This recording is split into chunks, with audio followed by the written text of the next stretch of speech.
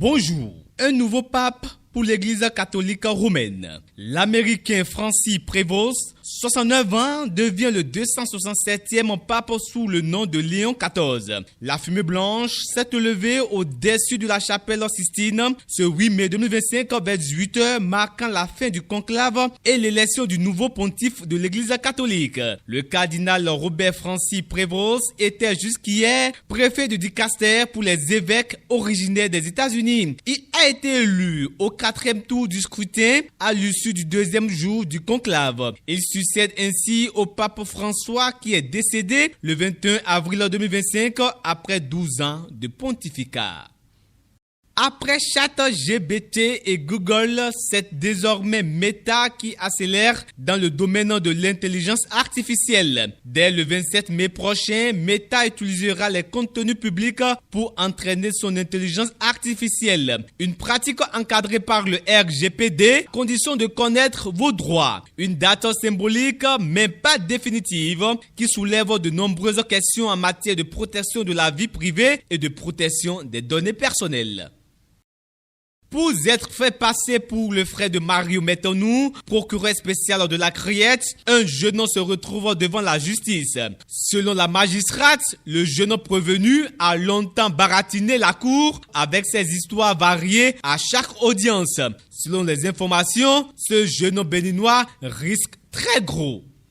Rihanna et A$AP Rocky attendent leur 3e enfant. La chanteuse ne manque pas d'imagination lorsqu'il s'agit d'annoncer ces heureux événements. Après avoir enflammé la mi-temps du Super Bowl 2023 en révélant sa seconde grossesse sur scène, elle vient de dévoiler son baby boom lors du Met Gala 2025 aux États-Unis. Figure emblématique du Met Gala, Rihanna brillait par son absence depuis plusieurs années sur la scène internationale.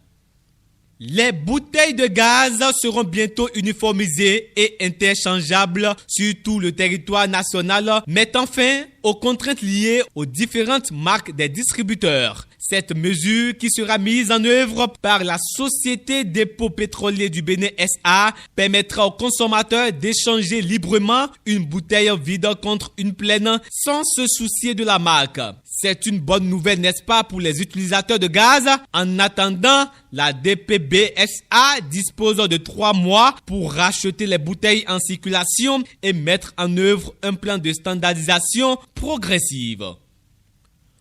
Plus de 18 millions de cartes SIM actives au Bénin. Le marché des communications électroniques mobiles est animé par plusieurs opérateurs. Le taux de pénétration selon les données de l'ARCEP au Bénin a atteint 83,4% en 2024 contre 67,3% en 2023. Cette progression s'explique du fait que les abonnés béninois disposent désormais de 2 à 3 cartes SIM pour les différentes opérations. La Côte d'Ivoire rejette 12 millions d'euros d'aide pour financer la présidentielle. Les partenaires du pays souhaitaient contribuer au financement, entre autres de la logistique de compilation des résultats de ce scrutin. C'est pas la première fois que la Côte d'Ivoire avait refusé l'aide de l'international. Le Tchad entre petitement dans l'histoire. Les autorités du pays ont dévoilé les images du stade Madjanfa N'Djamena, d'une capacité de 30 000 places et est estimé à environ 153 millions de dollars. Le projet de construction de ce stade avait commencé fin 2018 sous l'ancien régime. L'ouverture de ce stade aux normes internationales sera annoncée dans les tout prochains jours. Faux et faux. Charlotte Dipanda n'a pas divorcé. La voilà, dans un live avec son mari, tous souriants. Les internautes appellent les jaloux à maîtriser leur honte s'ils ne veulent pas se marier.